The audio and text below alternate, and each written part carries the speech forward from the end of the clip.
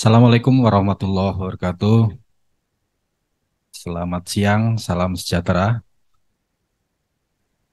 Mohon izin saya memoderatori sesi kedua pada pertemuan kita hari ini.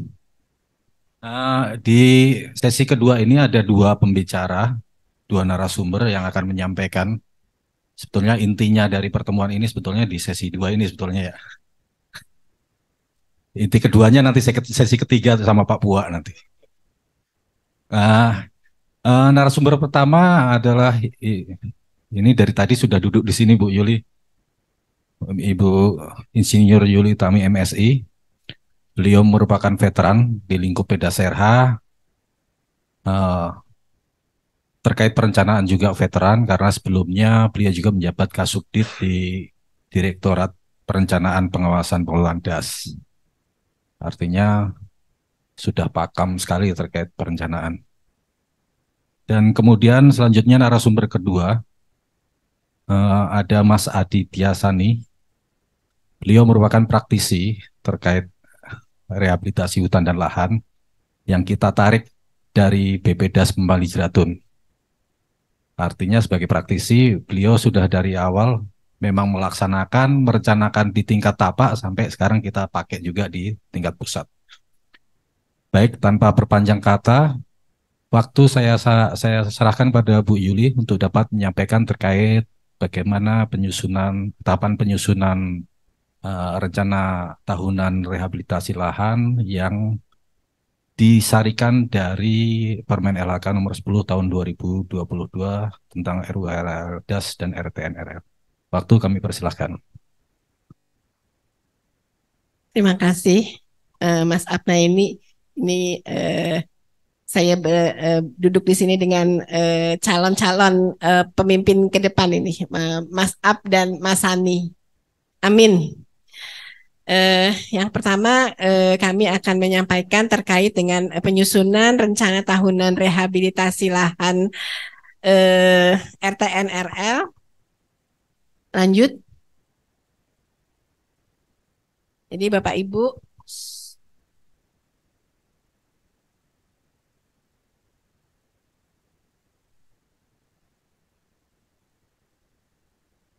mana sih? Lanjut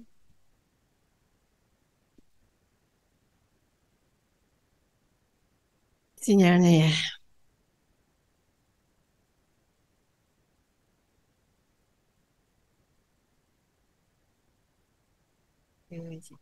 Sinyalnya. Mohon maaf ya Bapak Ibu, ini sinyalnya kurang baik sehingga eh, menjadi kendala kita.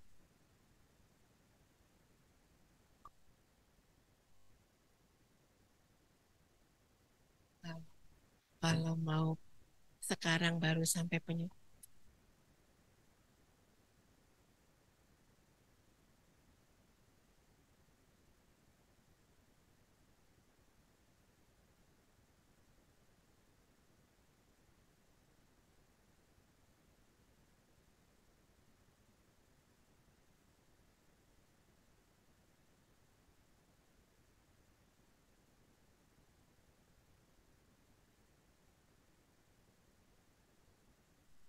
Baik, Bapak Ibu, Alhamdulillah ini sudah jalan lagi. Mungkin yang pertama ingin kita sampaikan bahwa sebagaimana kita ketahui, kegiatan RHL itu ada di dalam dan di luar kawasan. Untuk di dalam kawasan kita mengetahui itu istilahnya adalah kegiatan reboisasi, dan untuk di luar kawasan adalah kegiatan penghijauan.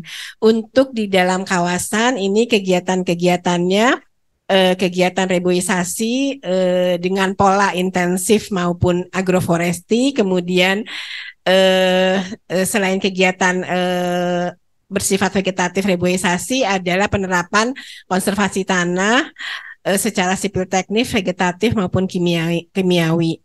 Dan kita akan fokus kepada kegiatan yang di luar kawasan. Ini kegiatan-kegiatannya adalah penghijauan, penerapan konservasi tanah dan air. Penghijauan ini kegiatan-kegiatannya adalah hutan hak atau hutan rakyat, kemudian hutan kota dan penghijauan lingkungan. Dan selain kegiatan penghijauan yang bersifat sipil, yang bersifat vegetatif, juga kegiatan penerapan konservasi tanah dan air, yaitu sipil teknik, vegetatif maupun kimiawi. Lanjut.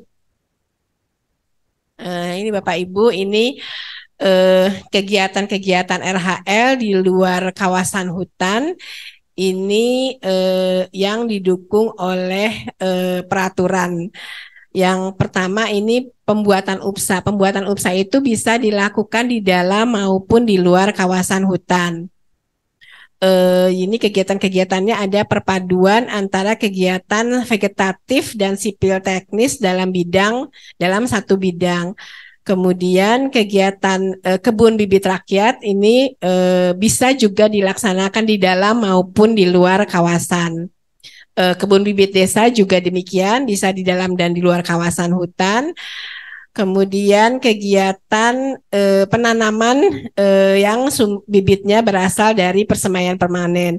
Ini juga untuk tahun 2023 ini sejak tahun 2022 malah diutamakan bersumber kegiatan RHL bibitnya bersumber dari persemaian permanen.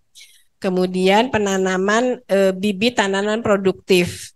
Ini juga di luar kawasan hutan. Jadi Bapak Ibu ini kegiatan-kegiatan yang bisa dilaksanakan, yang bersumber dari dana APBN yang bisa dilaksanakan di luar kawasan hutan. Jadi ketika nanti kita memasukkan ke RTNRL, selain kegiatan-kegiatan yang bersumber dari APBD maupun CSR, nah ini kegiatan-kegiatan yang bersumber dana dari APBN. Nah ini mungkin lebih detailnya. Ini Bapak Ibu seperti saya sampaikan tadi, UPSA, penanaman KBR, KBD, persemaian permanen dan bibit produktif ini sumber dananya APBN. Kemudian hutan rakyat ini bisa bersumber dari APBD, kemudian DBHDR, kemudian DAK untuk provinsi-provinsi yang mendapatkan dana DAK ini untuk kegiatan pembangunan hutan rakyat, kemudian yang bersumber dari dana CSR atau penanaman Rehabdas sumber dananya. Oh, share screen-nya nggak jalan ya, Masya Allah.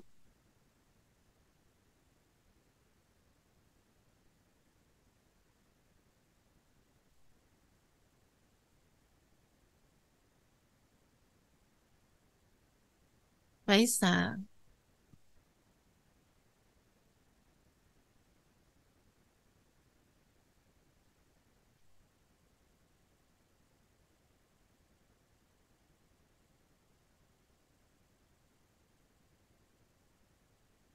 Mohon maaf, berarti yang online ini mendengarkan saja ya, pakai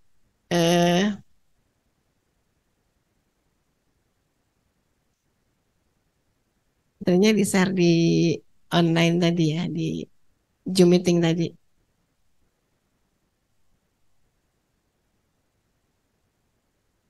Mohon izin karena kendala teknis ini nanti paparan akan sedikit diulangi oleh Bu Yuli.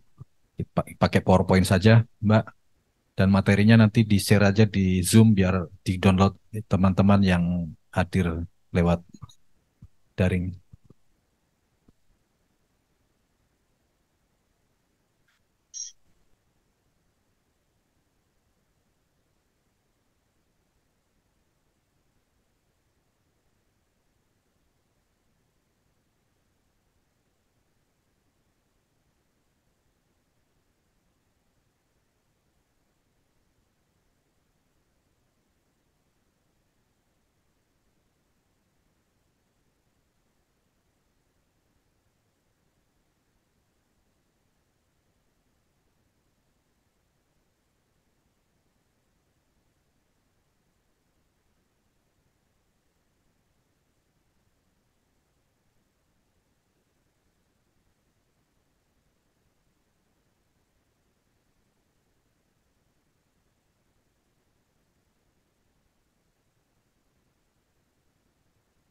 Baik, lanjut Mas Slide kedua.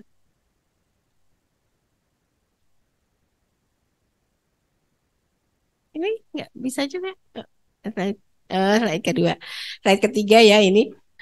Tadi sebagaimana sudah saya sampaikan, ini adalah kegiatan-kegiatan yang bisa dilaksanakan di luar kawasan hutan yang didanai oleh dana APBN, antara lain pembuatan UPSA, penanaman kebun bibit rakyat, kebun bibit desa, penanaman bibit persemaian permanen, dan penanaman bibit tanaman produktif. Lanjut.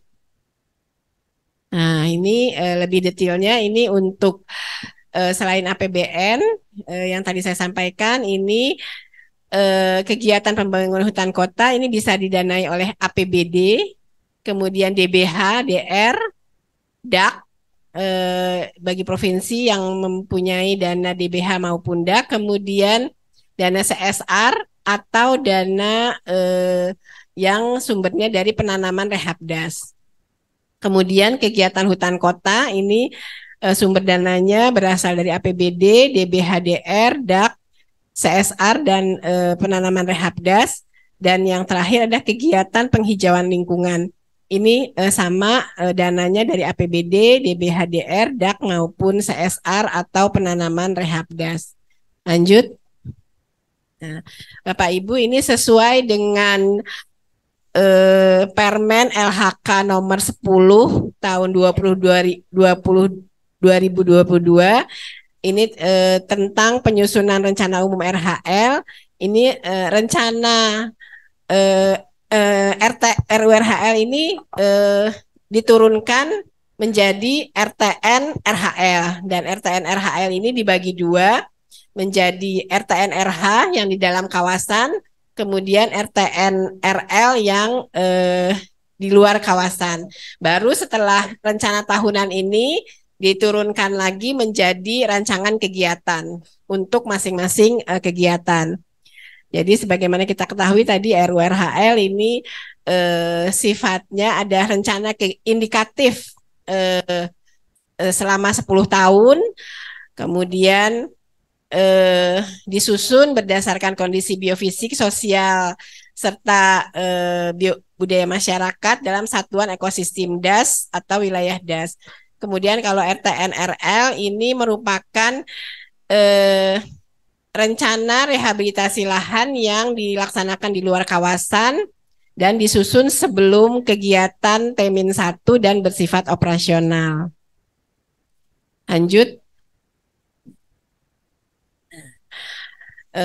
Ini tahap-tahap RHL mungkin sudah paham Bapak Ibu, mulai dari prakondisi, kemudian penyusunan rancangan kegiatan, kemudian persiapan, kemudian pembibitan, penanaman, dan pemeliharaan. Dan ini tidak kalah pentingnya adalah pendampingan masyarakat selama kegiatan RHL oleh tenaga pendamping atau penyuluh. Dalam pemeliharaan ini terdiri dari pemeliharaan tahun berjalan, kemudian pemeliharaan tahun pertama, dan pemeliharaan tahun kedua yang meliputi penyiangan, pendanginan, pemupukan, dan penyulaman. Lanjut. Nah, ini Bapak Ibu, ini yang paling inti dalam penyusunan RTN RL ini adalah yang pertama pembentukan tim, kemudian pengumpulan data dan informasi, analisis, pengecekan lapangan, penyusunan naskah, dan penilaian.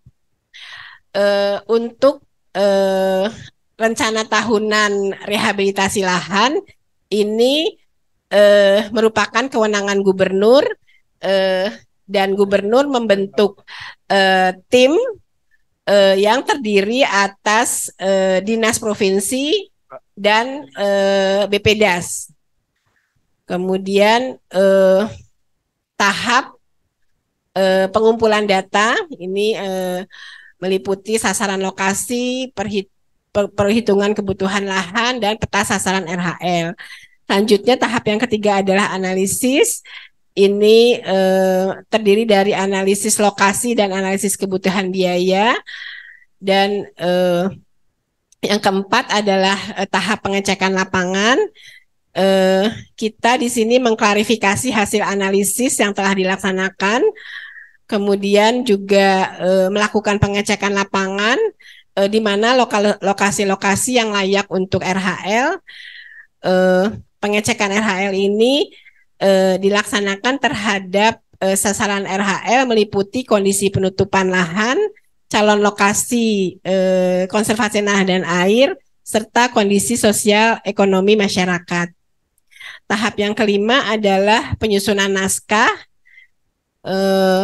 Ini berdasarkan hasil penyekan lapangan disusun naskah rencana tahunan rehabilitasi lahan yang isinya memuat jenis kegiatan, rekomendasi vegetatif dan atau sipil teknis, kemudian lokasi, volume, pembiayaan, dan tata waktu. Dan yang terakhir penilaian rencana tahunan rehabilitasi lahan ini naskahnya dinilai oleh Kepala Balai, Kepala BPDAS. Penilaiannya dilakukan terhadap kesesuaian RTN RL dengan RU RHL. Nah, ini yang paling utama Bapak Ibu penilaiannya. Kemudian hasil penilaian ini dituangkan dalam berita acara. Kemudian apabila masih ada yang belum sesuai, BPDAS akan mengembalikan kepada tim untuk dilakukan perbaikan. Kemudian Balai menyampaikan hasil penilaian kepada Gubernur dan kemudian Gubernur mengesahkan atau menetapkan rencana tahunan rehabilitasi lahan berdasarkan hasil penilaian. Lanjut.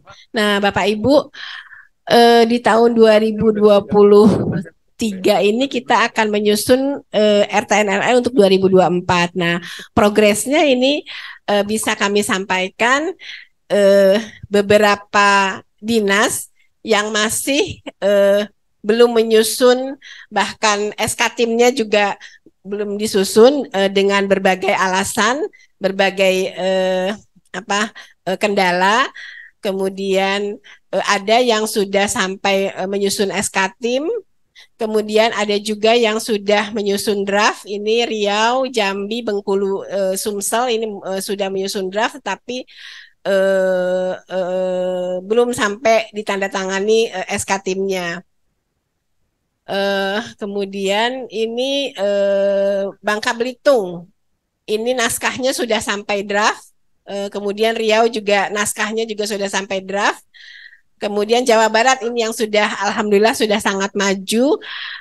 SK tim sudah ditanda tangan, kemudian sudah sampai pengumpulan data informasi, analisis sudah, ground check sudah, dan draftnya juga sudah. Dan nanti kita akan juga pada sesi setelah makan siang kita akan mendengarkan bersama-sama pengalaman penyusunan RTN RL yang telah dilaksanakan oleh Dinas Provinsi Jawa Barat, timnya bersama-sama dengan BPDAS Citali. Lanjut. Nah, ini Jawa Tengah juga sudah sampai pencermatan ini. Jadi SK sudah ditandatangan, pengumpulan info data dan informasi sudah dilakukan, sampai ground check juga sudah dilakukan. Ini saya kira mudah-mudahan di akhir tahun 2023 ini sudah bisa tersusun. Ini tadi Jawa Tengah, Jawa Barat, kemudian yang sudah sampai draft ini Kalteng, namun SK-nya belum. Kemudian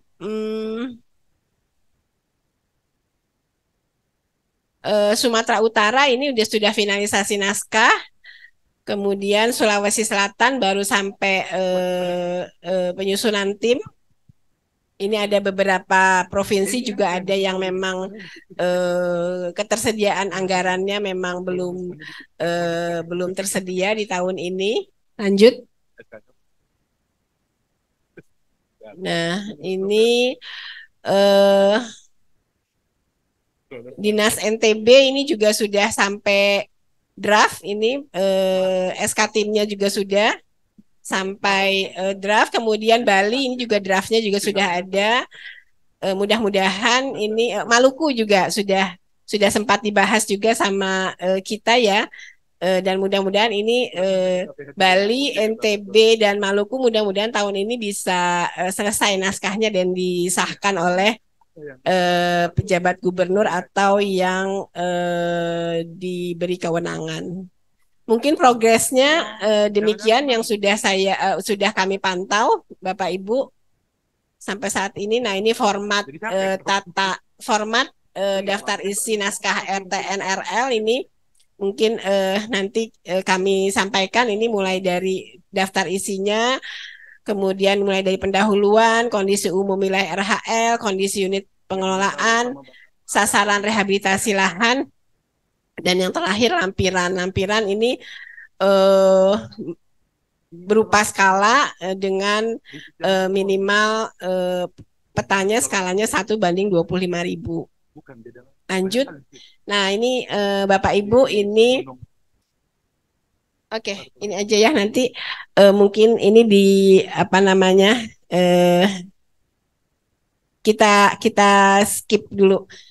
Mungkin ini nanti bisa dibaca sendiri ya Bapak Ibu. Ini karena waktunya terbatas. Ini mungkin kita memberi kesempatan Mas Sani untuk menyampaikan pengalaman penyusunan RTNRL RH yang sudah dilaksanakan oleh BPDAS.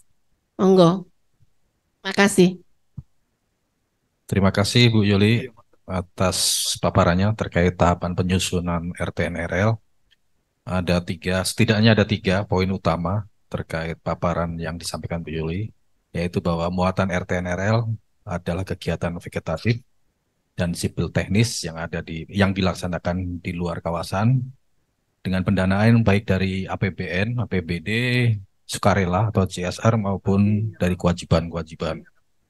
Kemudian pelaksanaan RTNRL penyusunannya dilaksanakan T-1 sebelum kegiatan. Yang ketiga adalah tahapannya mulai dari pembentukan tim hingga penilaian atau pengesahan gubernur. Tadi saya cut karena sedikit ada similarity, ada dengan apa yang akan disampaikan oleh Mas Sani terkait pembelajaran penyusunan RTNRH. Karena sebetulnya muatan RTNRH dan muatan RTNRL itu dalam penyusunan naskahnya memiliki kemiripan, hanya ada di perbedaan lokasi.